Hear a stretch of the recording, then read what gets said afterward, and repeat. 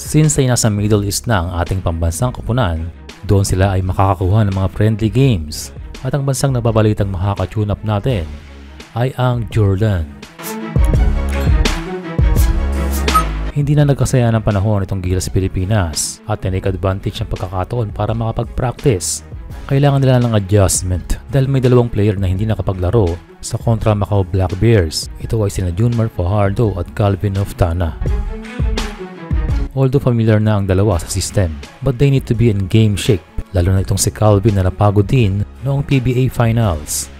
Pero ang magandang nangyari noong huli ay natutukan ng laro ni AJ Edu, kaya sa pagpasok ni Junmar ay nasubukan na ang strategy na hindi magkasama ang dalawa sa court. And so importante ang isayong ito dahil they need to polish bago sumalang sa mismong Asia Cup. Kaya importante ang mga susunod na araw dahil mismo na ngayon dahil magsisimula na ang tunay na laban. And speaking of Jordan, inanunsyo na ang kanilang Final 12. Although wala yung mga veteranong malalakas katulad ni Aldo Wairi at Abbas, ang interesting sa kanilang lineup ay ang Olajuwon brothers. Yes, mga anak yan ni Hakeem Olajuwon, ang NBA legend.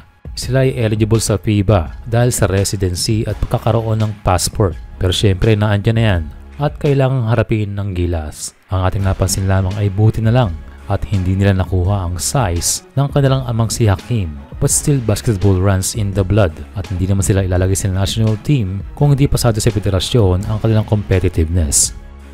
Una sa magkapatid ay si Abdullah Olajuwon. Si Abdullah ay produkto ng NCAA Division I na University of Detroit Mercy.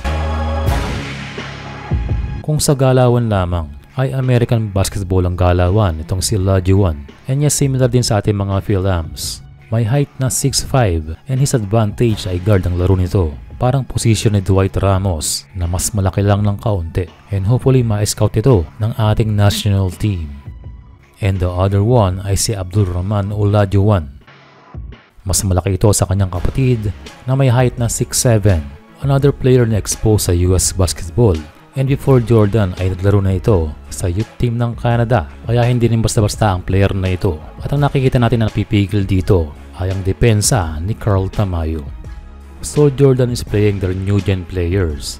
Sa naturalized ay wala si RSJ, kaya babalik ang naturalized guard na si Dar Tucker. And so good luck para sa ating national team. Ayon sa SBP ay mas target natin ang World Cup. But for now we need a strong finish dito sa Asia Cup, na kung saan ay matagal na tayong hindi nakakatungtong sa podium.